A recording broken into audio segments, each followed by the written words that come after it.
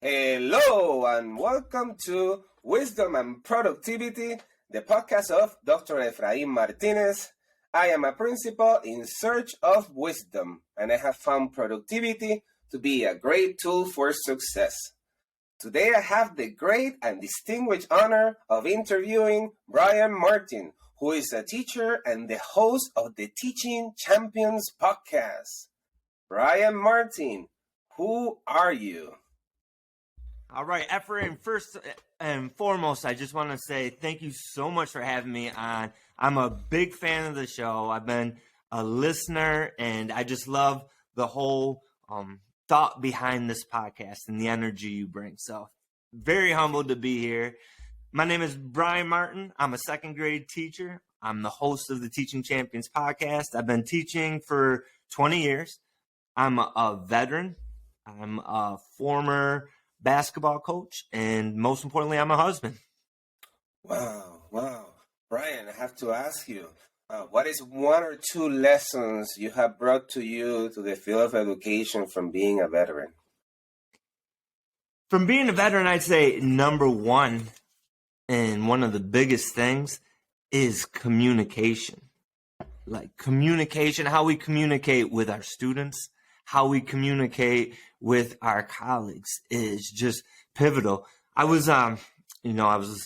served in Iraq, and we were a transportation company. So our whole mission was we would take supplies from point A to point B. And we would get to the mission, and we would be joined by a company that we didn't really have any relationship with. So all of a sudden you got two different groups coming together that don't work together on a daily basis, and you're going outside the wire from one base to another base. And it just showed the importance of that communication piece, being able to talk with one another, being on the same page, understanding what to do. And along with that comes just the preparation, the importance of preparing. And understanding, what we need to do, whether it's preparing for our day in the classroom, whether it's preparing for the week. Just, I know there's a big difference when I've put in the work and really prepared for my lessons. In those days when that preparation might not have been as good, there's definitely a difference in the flow and everything. And I would say the third most important lesson is, so in the military, you go out, and whether it's a training exercise or whether it's a regular mission, you brief beforehand. And then when you finish the mission, everybody gets together and you do another briefing. They call it an AAR. When you talk about the things that went well and the things that didn't go so well. So I try to include that in my normal daily life. And usually it's just at the end of the day, just sitting in the recliner a little bit and going through my day. What went well? What didn't? Tomorrow, what do I need to do better so that it's a better day? Wow. Importance of reflection, by the way. Thank you for your service. Oh, thank you. So let's walk us, please, through your professional trajectory up to this point. Yeah, so my professional trajectory, I was in college, and when I was in college, I was actually going to go for being a police officer. I guess, I grew up in the era, I think we're along the same age where the big movie stars, you had like Sylvester Stallone, and you had Van Damme and Steven Seagal. So, as a young guy, I thought that was the path that I really wanted to go down. And but I got to school, and I realized after a year or two, even though I wanted to help people, that wasn't the trajectory that was meant for me. And I'm in the gym, and I was doing an intramural basketball game and just struggling a little bit because I didn't know where my life was going to go. And another guy that I was playing with, he started talking to me about elementary education. And my parents and my grandparents, they were all educators, and it just clicked. And I was like, you know what? That's what I'm going to go for. So I ended up going, and my senior year, I joined the reserves, and Then I got a job out of college, taught kindergarten for 2 years. Then moved up to first grade. I got activated, so I left the classroom, and that whole journey took about a year and a half where I was on active duty orders. And then I came back home, and I've been a second grade teacher ever since. And after I got back home from the military, I also started coaching and was in a great basketball program. And the gentlemen that I worked with were sensational. And I just learned a ton of tips and tricks from them that you could bring back into the classroom. And, then I started the podcast about a year and a half ago, and here I am. Wow. Okay, let's peel that onion. Okay. I just finished 11 Rings from Phil Jackson, his book and reflection on that journey. What is one or two lessons that you brought to the classroom from your coaching experience? The neat thing about coaching is these guys are lifelong learners. And, the gentlemen that I work with, so we're high school coaches, and they were always trying to improve the craft. And my assistant coach is one of my best friends, and he's the head coach of the team now. He would reach out to Division I coaches and just ask them questions. And a lot of times, the head coach, Division I program, that's high stress. There's a ton on their plate, but they have a ton of assistant coaches. And the majority of these assistant coaches were super generous with their time. They were super generous with their information, and they would reach back out. And whether it was sending them videos or just different links to different parts. So it was all about that piece where being a lifelong learner, it's that piece about not hesitating to reach out and ask a question, to be curious. And I listened to a coaching podcast today, and one of them's like Coaching You Live.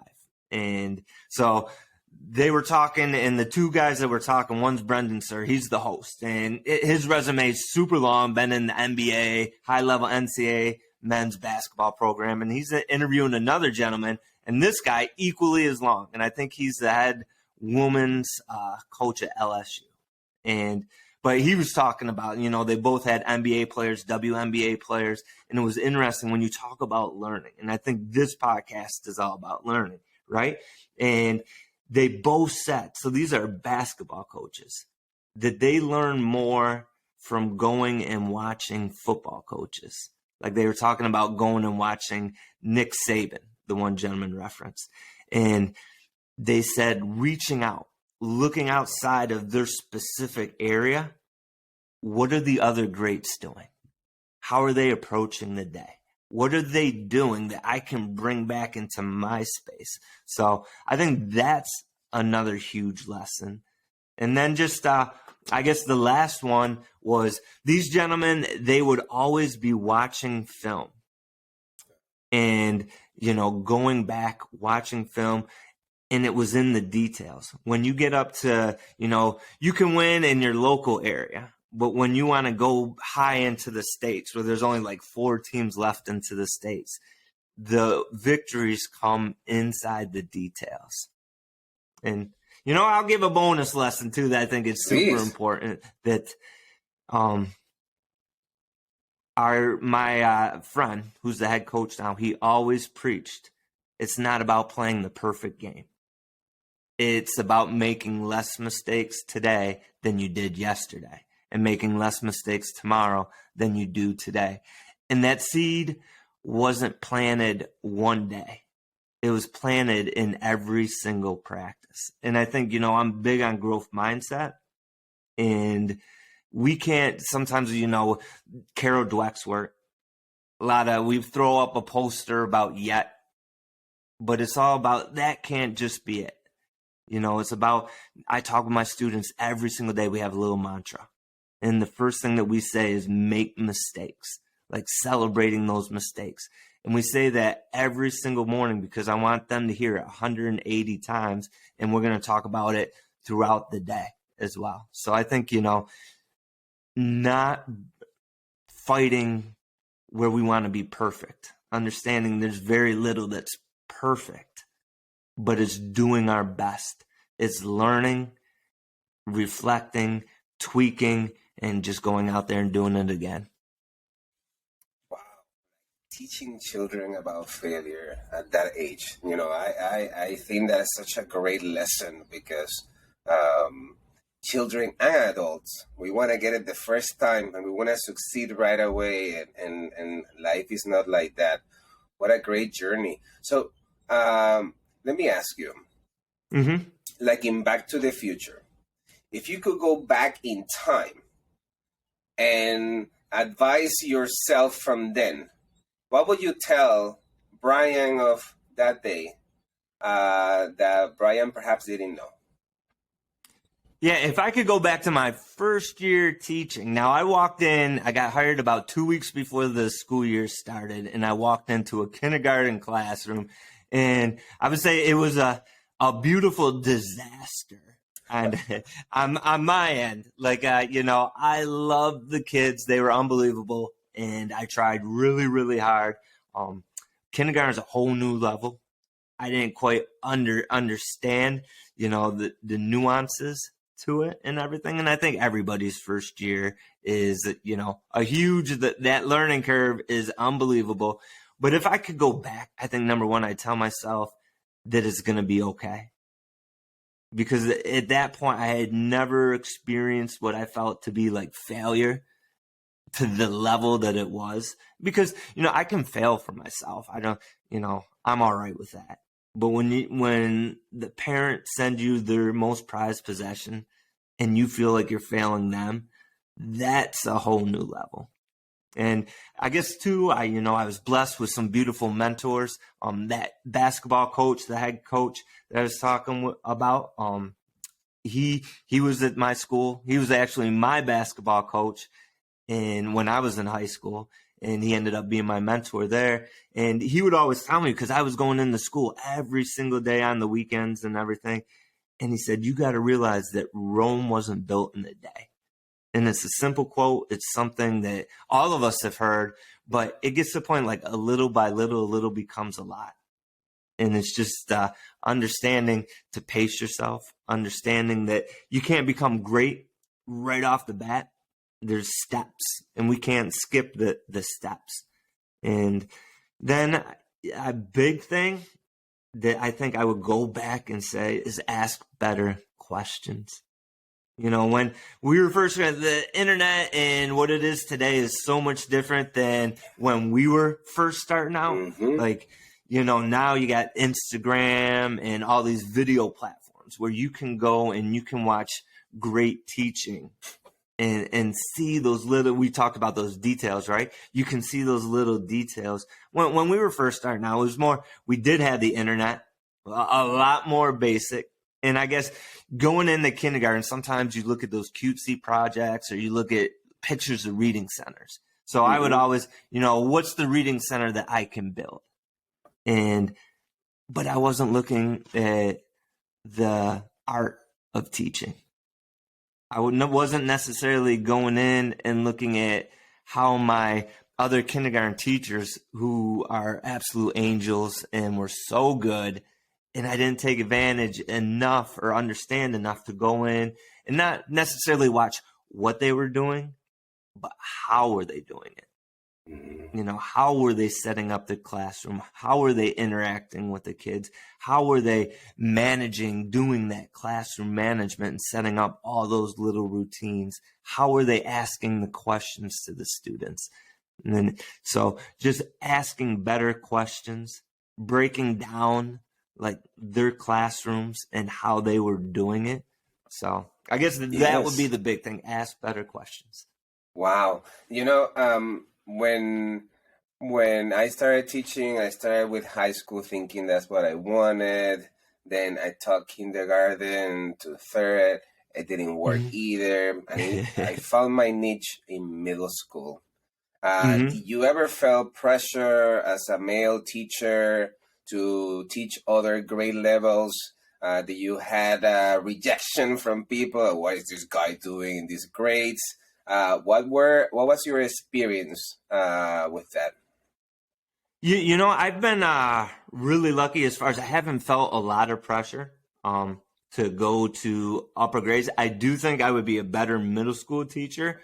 Then naturally, I think I would get, work the art of teaching better with like 10, 11, 12-year-olds than necessarily the 5, 6, 7-year-olds and everything. Yes.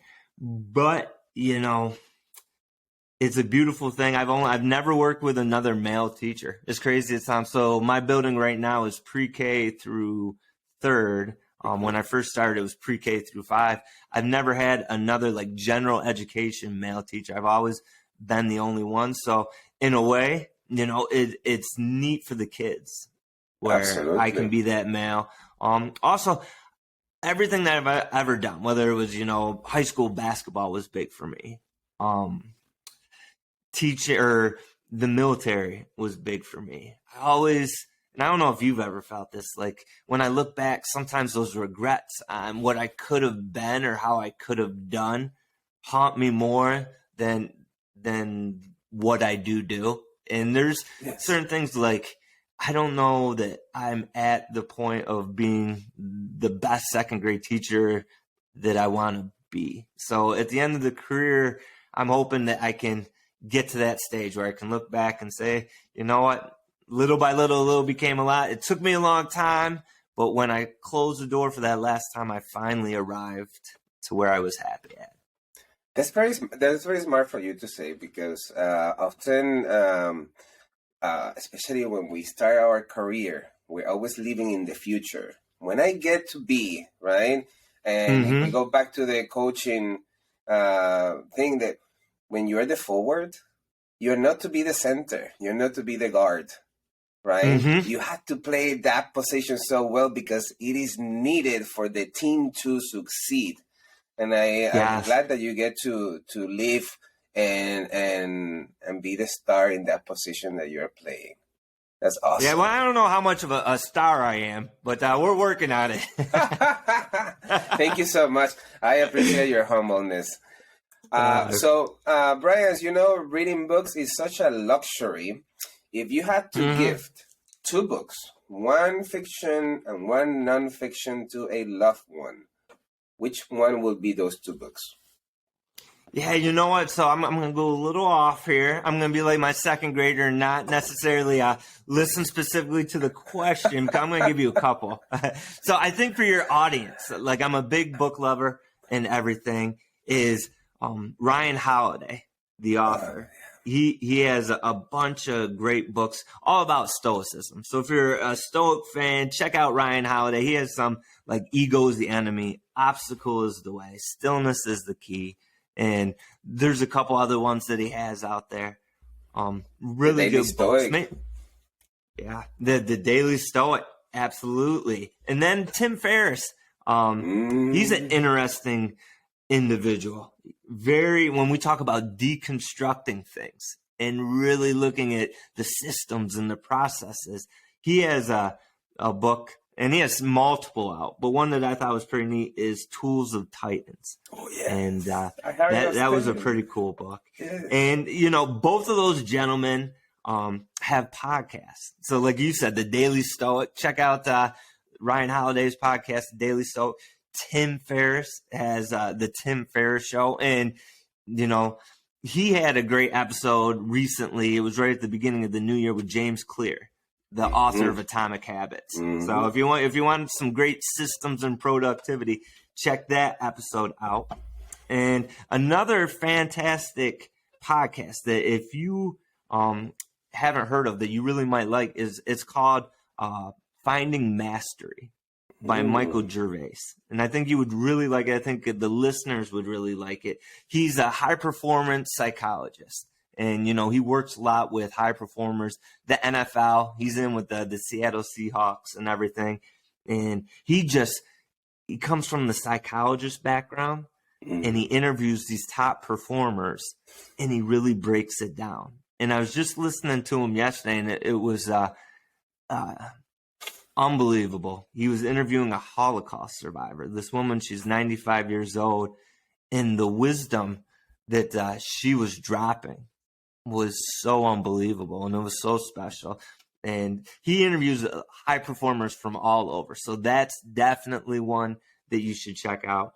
And then I would say if we go to the fiction side, I know it's been referenced on this show before, but big Harry Potter fan. When the last book came out, I was over in Iraq, and we had a group of us, like 5 or 6 of us, and we got one copy of the last Harry Potter book, and it just circulated around with everybody. But I think, there's the whole series, and just to sit down with your young kids, when they're 3rd, 4th, 5th, and up, and you just can have that family time and read with them. I think it's awesome. Yes. So, sometimes fiction books are also real because they are taking real life and putting it in scenarios. And I can only imagine an author like the Harry Potter author to create all this world out of like an imagination. It tells you that we have so much more potential in all our students. We just have to show them the door, right? Absolutely. And it's interesting when you said that is, so unfortunately, the tragic loss of Kobe Bryant and all those other amazing people that perished in that helicopter just happened about a month ago. And so I always go back, and Kobe's a fascinating individual. You being in Chicago, I'm sure you're probably an MJ guy. MJ was my guy back in the day. Kobe too. Absolutely. So yeah. Absolutely. So I wasn't a huge Kobe fan at first, but then by the time, his career was wrapping up, really respected the man. And if you listen to him, he was a genius.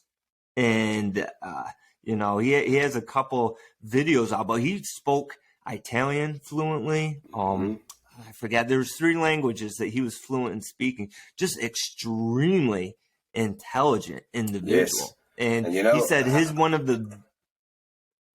the biggest things for him was, and if you look around the people that interacted with Kobe, said he was more curious than anybody they had ever met, that he was always asking questions. And when you talked about, the life lessons in fiction books, on one of the interviews he was talking about, when he was in high school, he had this English teacher that really turned him on to books.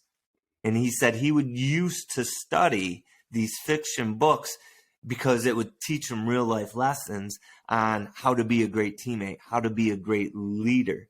And, so he was just talking about, because as he retired, he was getting into the creativity sphere where he was publishing books. I know he had a podcast coming out and everything. So it was really interesting when you said that.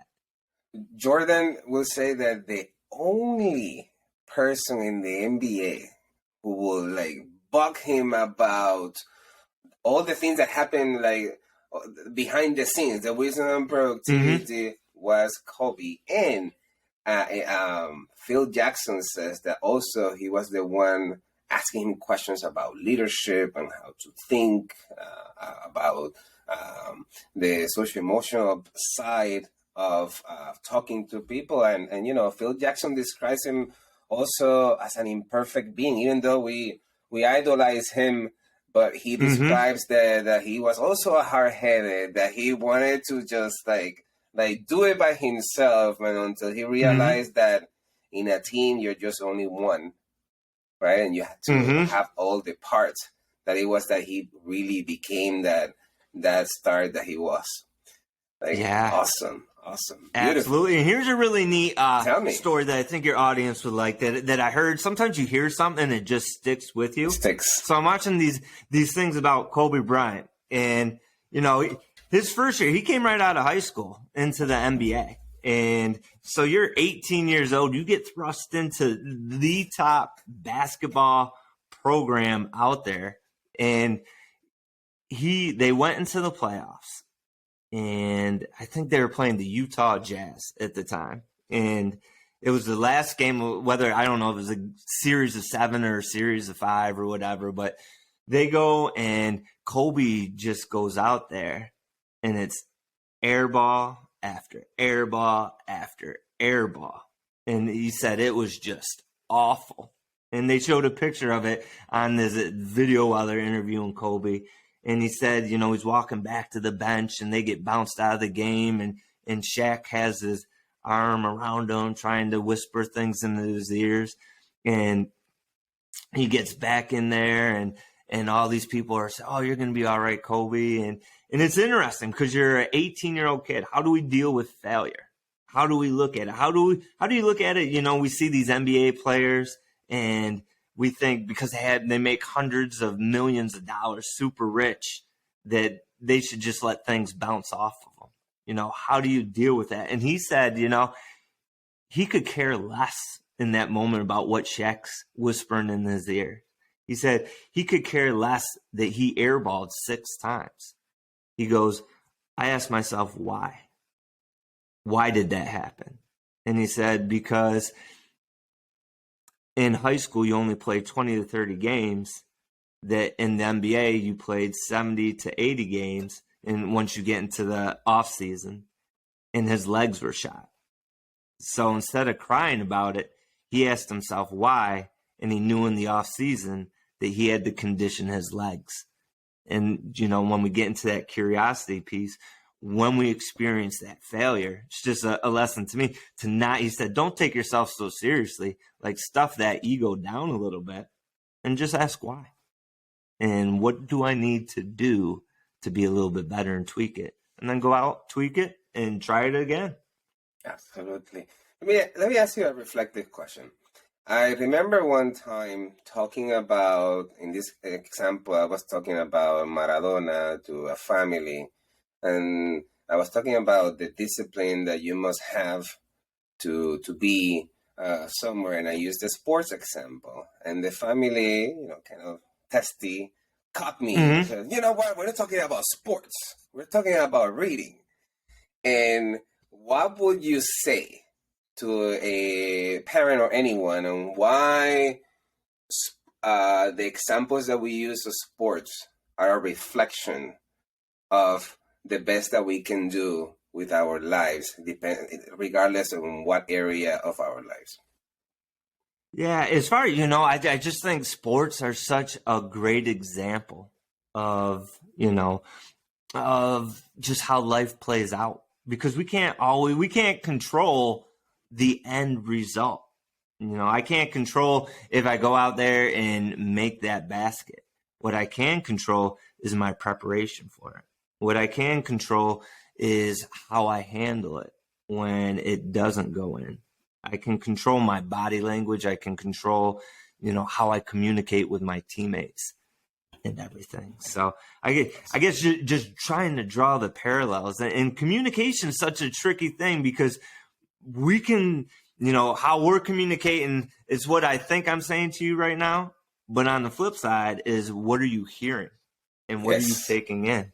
So it's just that's a whole different skill level. Absolutely, especially when we teach our children, in depending on the grade level, how we have to adapt the message that perhaps we think and reflect as adults, and how do we put it, not simplify it, not water it down, but how do we do it in a way that a kid at a X age will be able to say,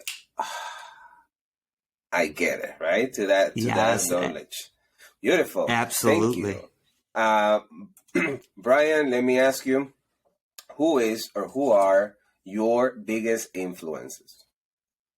Yeah, you know, I would say at this point in time, looking back, I think at different points in your life, you always have different people that affect you, and you might not even realize the effect that they've had. So I've had, you know, different stages, whether it was coaches, whether it was peers, whether it was, you know, I worked at a hamburger joint for 8 years.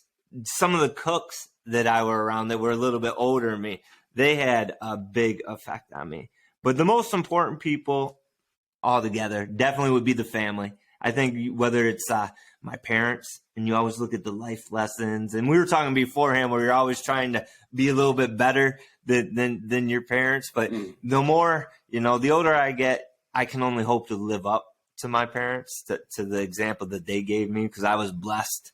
And then I look, my wife, we're very different in some ways, and she will not give up on a problem, and she will uncover every stone, even when I'm like, there's no more stones left unturned, and she will keep at it until she goes and unturns everything. And usually, she's able to find a solution. So, myself, sometimes I would give up a little bit quicker or move on or just go a different avenue. So I take lessons from that. My in-laws, my father-in-law, and my mother-in-law, they're both amazing people. Both have their different strengths. So, sometimes it's looking at different people, seeing their different strengths, how they approach the day, and just, everyone's our teacher, and we can learn from every single person.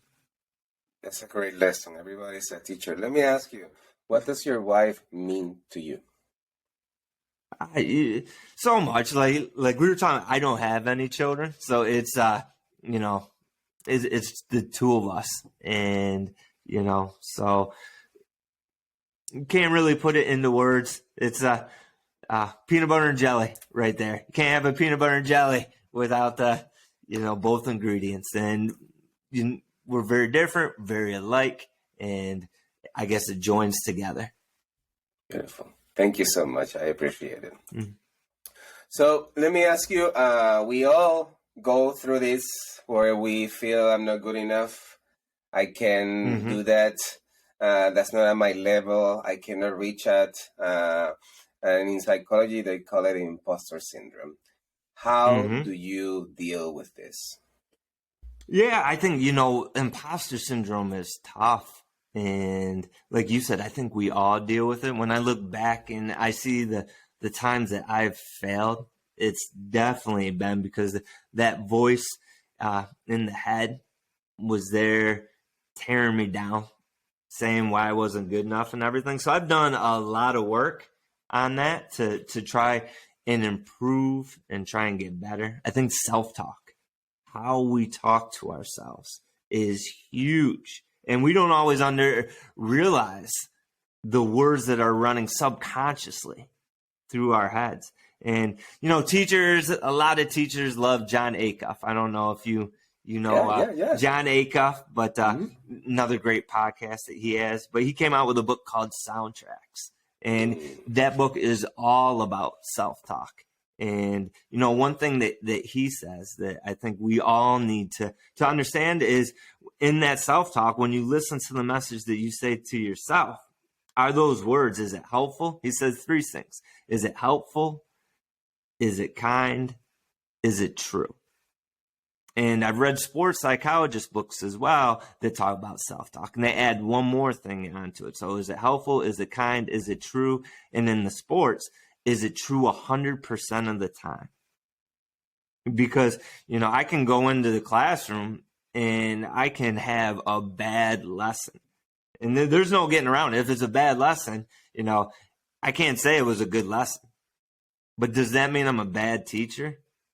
Because I don't go in every single day. So it's just a bad moment. So paying attention to that self-talk. Is it true 100% of the time? And changing it, reframing that self-talk. Looking at intentions. For me, if we do this podcast, you do a podcast, I do a podcast, there might be some things that the listeners don't agree with, or they say that was terrible. Well, what were my intentions with this?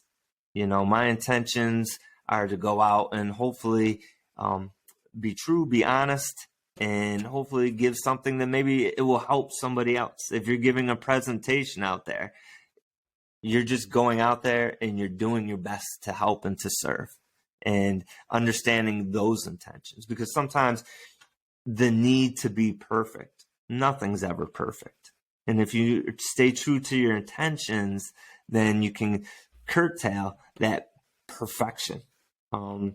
And then two other things that come along. Like I said, I did a lot of work with sports psychology books and listening to those sports psychology podcasts and trying to put it into my own life. And even, we were talking about Kobe Bryant, so we can stay with that, is you're preparing for something and, say you're giving a talk to somebody. Did I put in the work? When you talk about the imposter syndrome, if I put in the work, then I can be confident. I had this student the other day, and I talk with my students about this. I had a little guy, he cranks out. Gets it pretty quick. Everybody gets it at different levels. He's always got it pretty quick. Well, at the beginning of the school year, the mother was telling me how, the year before, he didn't want to come to school at a certain point, and it was because he wasn't excelling against some of the other students. He wasn't number one in this math thing. So fast forward to this school year, we're sitting on Friday, and toughest thing in second grade for me, math-wise, for the students, is we're regrouping with subtraction. So some of my students, and it's, the first week when you're first doing something, we talk about this, that it's difficult. So some of my students, they're doing 2-digit subtraction with regrouping. Well, he got a little bit. So I had another group that were doing it with 3 digits. And he comes to me at the end of the day and he wants some extra problems on the board. And he goes, no, Miss Martin, I was really bad at this morning. And he got a little tough face on it. His face went down a little bit. And I was like, my man, I said, did you quit? He's like, nope. I said, now you just started this, right? He said, yeah. I said, do we deserve, and bear with me a little bit, but I think honesty is good for the kids, just like we talk about making mistakes. I said, do you deserve to be good at something the first time that you do it? Because he's so used to being great at it. And he said, no. And I said, but are you better at it right now? Yep. Are you going to be better at it next week? Yep. So it's getting in and talking about doing that work, talking about, planting those seeds, making that mistakes. And even as adults, we want to be good at something right away. We have to, that microwave society. It's understand there's a process to everything. So I think just, if I can tell myself I put in the work, I can look back and think about that highlight reel, all the great things that you've done. It's important. Like you said earlier, we're always looking forward to the next thing, right? How often do we look back? I'm not sure if you're a David Goggins fan. Yes. Do you know who David Goggins is? Absolutely. So, for the listeners, if you don't know who David Goggins is, he has an amazing story. Navy SEAL, and just when you talk about growth mindset, his whole life is about a growth mindset. But in his book, he has something called the cookie jar. And he said, you need to make a cookie jar, and you need to take little mental notes of all your successes, and you need to put them in that cookie jar. And when you're feeling that imposter syndrome, when you're feeling like you can't do something, he said, you reach into that cookie jar and you look back and you think about the great things that you have accomplished, the things that you have overcome. And I think that's important for us when we're facing new things, that we need to go back and we need to think about what were the things that we've accomplished? What were the things that were challenging, that we had to grind it out, but we got after it and we accomplished it? And then I'd say the last thing for me, which has been huge, is the process of visualizing and picturing it in your head. Whether if you're giving a talk or you're getting observed, or, it could be anything. Just seeing it, hearing it and feeling what it would feel like to be successful, because there's studies out there. There's a ton of research out there that our brains don't know the difference. Like if you close your eyes and you do that scenario in your head, that it's almost like you actually did it. This podcast is a proud member of the Teach Better Podcast Network. Better today, better tomorrow, and the podcast to get you there. Explore more podcasts at www.teachbetterpodcastnetwork.com. Now let's get back to the episode.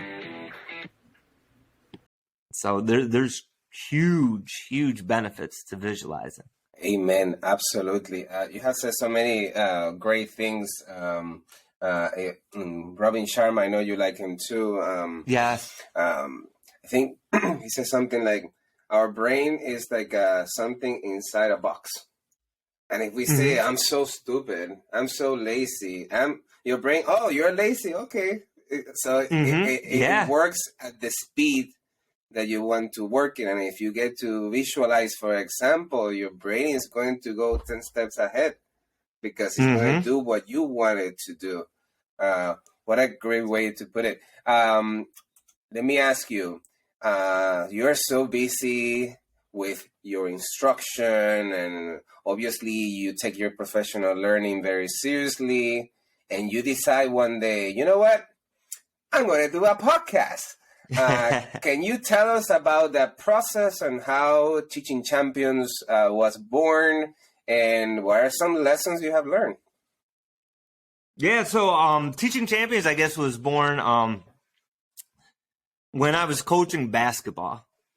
My assistant, or the assistant coach, the other assistant coach, we would sit on the buses, and we're a rural place, so we would drive. You know, every game is an hour to 2 hours away.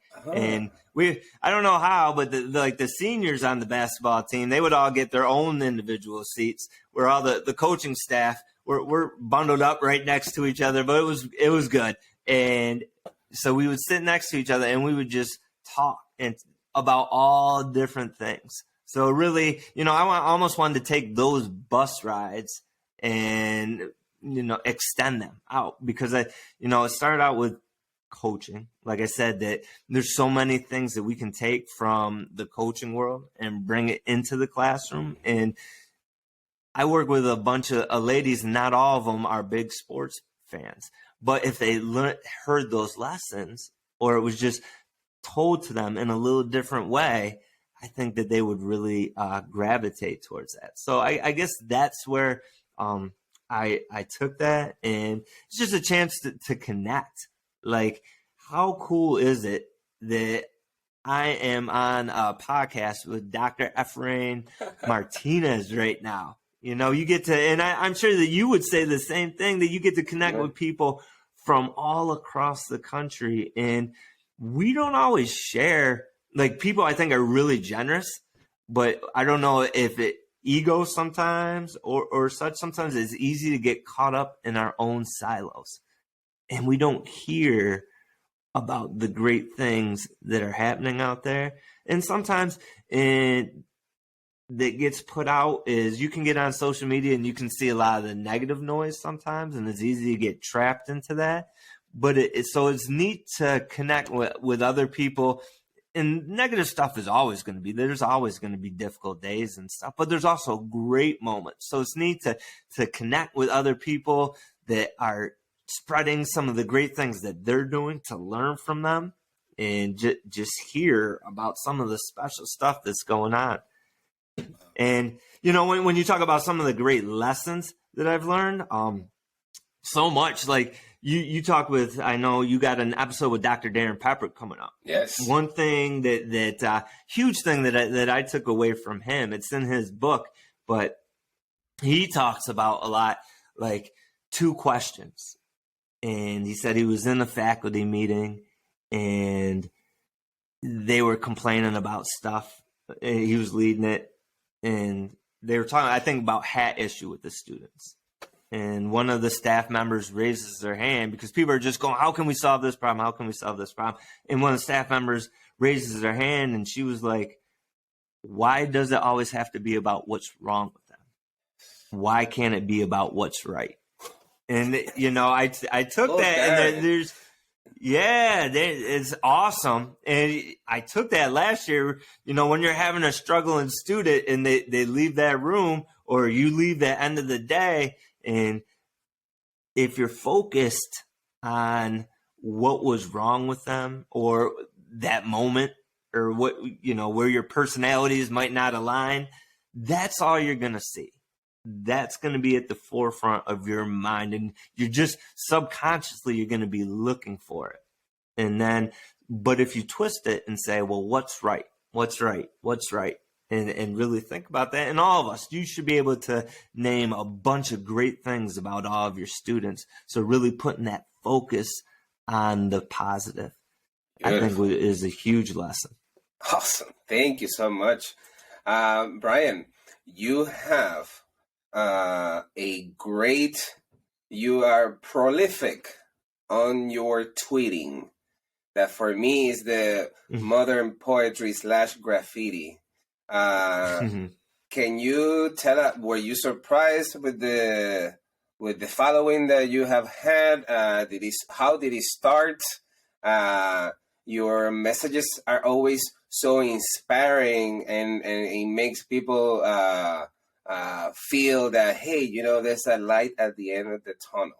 Can you share with us about your experience tweeting out messages? Yeah, Twitter's a funny thing that I don't know if I write the best tweets. There's people that I read that are a lot more articulate, maybe you would say. But I try and keep it at the positive and just what I want to put out in the world. And it's not necessarily that, the toxic positivity is such a buzzword right now, but I look at it as, what energy do I want to put out into the world? So, I've been blessed. A lot of people, there are some rabbit holes that you can go down if you want to go into the political spectrum. You can get some rabbit holes that on any which way. But being positive, and it's interesting. I guess for me, one of the biggest lessons that I can give is, Jon Acuff. We talked about Jon Acuff earlier. And he talked about soundtracks, and the soundtracks are like the words that you speak to yourself. We said, but you can also steal other people's soundtracks. Listen to what other people are saying. And I was interacting on Twitter with a gentleman, and his name was like Jeff17856. He had a handle like that, and he just jumped on there. And 99% of the people that I've interacted with have been really, really positive. Well, this guy, he was kind of attacking one of my tweets about, and just came after teachers. And you could tell that he wasn't a teacher or anything. And so I actually had a decent, over Twitter, whatever conversation you can have, had a decent conversation with him. And I guess he became a Twitter friend or whatever. And he told me, I was telling him my tweets are meant to encourage and to be positive. And he sent back one day, if you say you want to be an encourager, then encourage. And I guess that soundtrack, from Jeff17865, it's been profound for me, because that's so much that I'm not. I can give you a long list of everything that I'm not. But the one thing that I can do is be an encourager. And so I guess that's what I want to use my Twitter for. It's just to encourage, cheer people on. And, when I listen to amazing podcasts like Wisdom and Productivity, or the Finding Mastery, or Tim Ferriss's show, if you hear something awesome, why do we want to keep it to ourselves? Let's share it out with the world. So yes. I guess that's what I do with it. Beautiful. I have a rule in social media, following Dale Carnegie, is do not criticize, condemn, or judge anyone, because everybody else is doing that, right? There's plenty for you to find about that. And it doesn't mean that you and I don't have our own opinions about things, but there's a time and a space for anything. And I absolutely love that you have picked to go that way with social media, because I am sure you're making a difference in multiple people. And you might never get a thank you back, but it's like a symbolical badge of honor. And when we do good things happen. Yeah, 100% agree with that. And we can only speak so many words. We can only send out so many tweets. So, like you said, why not use those tweets, use those words to lift other people up? Amen. Beautiful. Awesome. So let's talk about productivity, right? Because wisdom and productivity, I'm borrowing Eric Francis' metaphor. He says that if in education, if the student is a bird, one bird is academics and one bird is social emotional. So I'm borrowing his metaphor that in to succeed in life, you need your wing with wisdom, but also your wing with productivity. And you mentioned also that it's all about your planning and preparation on how you're going to teach a lesson or you're going to do a task in the army and the reflection that comes after the event. But productivity means different things for different people.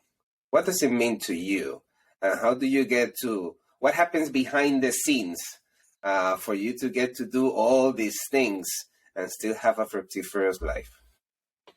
Yeah, I think productivity for me, it just means knowing what you want to accomplish and knowing that you can only accomplish, so we only all have 24 hours, and putting in those systems and routines that are good for you, being very structured with your day, but also recognizing, for me, I put out 2 podcasts a week, but I've been, it's been getting to be a little bit much. So I guess understanding and having your finger on your pulse and understanding, not necessarily, and I've heard James Clear talk about this, the author of Atomic Habits.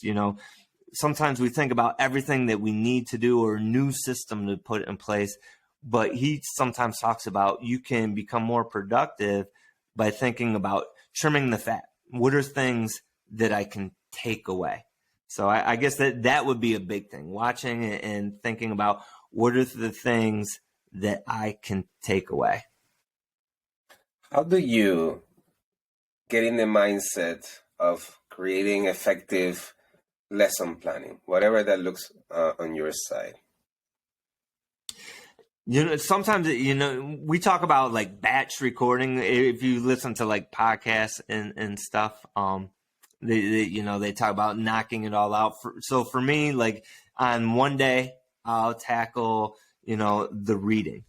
And it's important for me, like to focus on, all right, this is what I'm going to do across the board in reading. And then another time I'll come back and then I'll really focus on the math. So I guess it's like that batch recording piece where you're really thinking, looking down the line, what do I have coming up? Where am I looking back a little bit? What did we already cover that needs to a little bit more repetition and going like that? Do you create, I'm always trying to coach my teachers. Do you create a whole unit? Do you go week by week creating lesson plans? Like what is your magic behind the instruction? Yeah, and this is something that I'm always trying to improve upon. We do the district, so we have like obviously, and I think most districts do, that they have a year all mapped out and everything. So we got the basic blueprint for the year all mapped out. And then usually I go like week to week and stuff. Like it's every week's a little bit different. Yes. So we have like the month. So we have a month laid out where these are the topics for the month. So then I really zero in on a week. And because sometimes I find that if I go too far out, like I have the big things that I want to get done, but there's so many things, like a lesson takes a lot longer, or, we had a field trip this week. So we lost a day there. Plus it was 100th day and Valentine's Day for us. So I lost a day there. So there's little things that pop up throughout the week that throw things off. So I have the big things labeled out, but then the small details, it's more week by week basis. I see. What about organizing your podcasting life? And I'm talking about the productivity part, right? The scheduling, the what episode is gonna come, the editing, all that kind of good stuff. Yeah, so podcasting, it'd be interesting to hear how you set it up and everything too. That, so I always, for me, and they will tell you that podcasting, like you should have 3 or 4 all set in, like you have them to be released. For me, I don't like to do that, and it's a terrible productivity thing. I like to go week by week because, and I'm going to have Dr. Efrain Martinez on the podcast, so I can't wait for that. But you know, you have this moment, like we have this moment right here, and what I like to do is you know, so we're collaborating on this, and then I want that podcast to come out that same week. So like I'll tape it if we were doing this and you were on my show.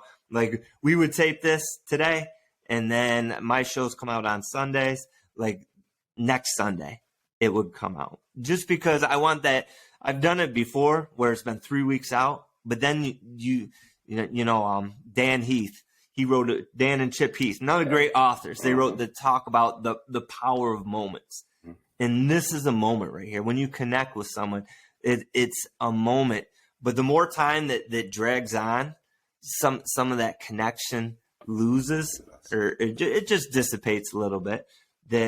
So I always like a project that we collaborate on to be pretty close, because I just think it's a neat experience to collaborate with something and put this art out into the world.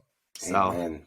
And then I don't know about you, but there's so many great people out there. So you look at Twitter, and it gets back to the coaching that I talked about, that he would reach out to all these assistant coaches. So you come across some people that you think authors or presenters, because usually those are the type of people that would really want to be on a podcast. And it's all about learning from them. You see somebody cool, I have a list of about 50 to probably 100 names. Every time I come across someone, I just highlight it and I put it into a list. And then, you know, you pick a couple out, you reach out, see if they're interested. And it's all about learning and growing and connecting. Yeah. Beautiful. So. It's like for me, it's like first of all, it's for my own professional learning, right? It's like, the equivalent of reading a book or watching a good documentary or listening to a great podcast. It's like you see great people and you wonder, wow, like, how do they? That's how I connect, and for sure that's how I connected with you. I was like, I need to interview this guy. Any other mindful or fun things you do outside of all the things that we have already talked about that you might want to share with us? Yeah, you know, I guess just for me, like exercise is key when you talk about wisdom and productivity. Taking care of your body is so important, like that physical piece. And you know, another thing is what you feed your mind. And I know you're big onto that. What are the podcasts that you listen to? What are the tweets that you follow? What are the books that you read? That you know, so I always try and doing that stuff, and just to keep yourself in a positive state. So I guess it's awesome. Pretty simple. I live a pretty simple life. Can you share with us some of your exercise routine and what do you listen to stuff? Like what should we know? Because I'm sure there's people out there who know exercise is key, who know that if we take care of this temple, we're gonna have longevity. But tell us about your routine and what do you listen to, if anything, or maybe you watch something. What can you share with us?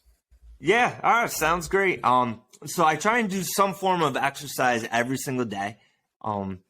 Weightlifting. You know, I used to go to the gym all the time. COVID hit, and I ended up, you know, dropping the membership and everything. And then, you know, for the listeners out there, it's pretty funny. I like to make fun of myself a little bit here. But if you're looking and you don't have a gym membership and you want something that's really affordable, check out Beachbody On Demand. It's I think it's only like it's not that expensive, and they have a video collection that's huge from some if you want to get your Dr. Martinez, if you want to get a little Zumba on, you probably could break down some Zumba videos, but they also have stuff like P90X and more like the muscle building stuff that are really good. So getting something like that, because as we get older, sometimes at time it's hard. So when you can just go down to the basement, or if you have another workout room and you can watch a 30-minute video, it is key. Or going outside and walking for 30 minutes. I also try and get like the cardio out there and get out and do run a couple times a week, because that's huge. Do you listen to something? Do you learn? Yeah, when I'm running, So I guess when I do it, I one of my favorite things, Amazon Audible. I'll usually put on a book and while I'm running, that I'll listen to a book and everything, or sometimes a podcast. When I'm doing housework, I like to listen to podcasts and everything, and just like you said, what you feed your mind and everything. And a couple, Finding Mastery, like we talked about, the Tim Ferriss show, and some other ones. Like if you want more of the self-help, you're talking about Tim Ferriss, Rich Roll, Lewis Howes. If you want some leadership, I'm a big fan of Jocko. I don't know if you know Jocko. He was another Navy SEAL. He has a good leadership. John Maxwell. I love John Maxwell's leadership podcast. He has some good ones. Some other ones. So many great podcasts. If you had to go into an island and they tell you you can only bring one podcast with you, obviously metaphorically, you had to pick only one. Which one would be your number one to go? I have to confess I cannot answer that question, because I'm afraid to select the answer, because I feel like I'm giving up on other stuff, but perhaps you have thought about it. Yeah, that I was not ready for that question, Dr. Martinez. So I guess if I could choose one, that it would be, I'll give you two. Can I go with a one plus a bonus one? It would have to be a toss-up. It would either be Finding Mastery or probably the Tim Ferriss show. And I would say that just because of those two podcasts, they interview different people from all walks of life. So, it would be A or B, one of those two, because it's just neat to hear. You could have a sports person on one time, and then the next time, like we said, you have that Holocaust survivor. Or you have Tim Ferriss, he'll do like these movie producers. I've gotten into creativity, and I just got Rick Rubin's book. And so he had Rick Rubin on. And just hearing people's names that you wouldn't recognize. Like, I didn't know who Rick Rubin was, but he's this gentleman that's worked with all these artists, like musical artists, and just hearing his perspective. And when you're working with groups like the Beastie Boys, so he did like rap music, but he also did all these other different genres that were completely different. And listening to how they perceive the world, how they see it, it's just so interesting. Well, I'm sure you're. What would be your, like, if you could? I don't want to get boxed into one. What are a couple for you? I will tell you, and the comment is like, you bring so much more to the education field when you expand your horizons, and it's great to listen to other educators, but it is even more magnanimous to expand your knowledge, because students need to learn from different examples. And why get stuck in one field and being so arrogant, thinking that only us educators know everything. I absolutely will say my go-tos are Tim Ferriss show. I think that's something that we have in common. The Andrew Huberman podcast. The Huberman Lab. Like wow. Yes. And a kid called Lex Fridham. And he interviews luminaries around the world, and like I mean, he goes to the interviewing to the extreme left, to the extreme right, to the center, to the controversial, and he gets a lot of hate because we live in a cancel culture, right? But I am of the belief that just because you are listening to someone, that doesn't mean you're going to agree with all the interviewees, but you get to learn what to do good. You need to learn about the bad too, about to bring blessings.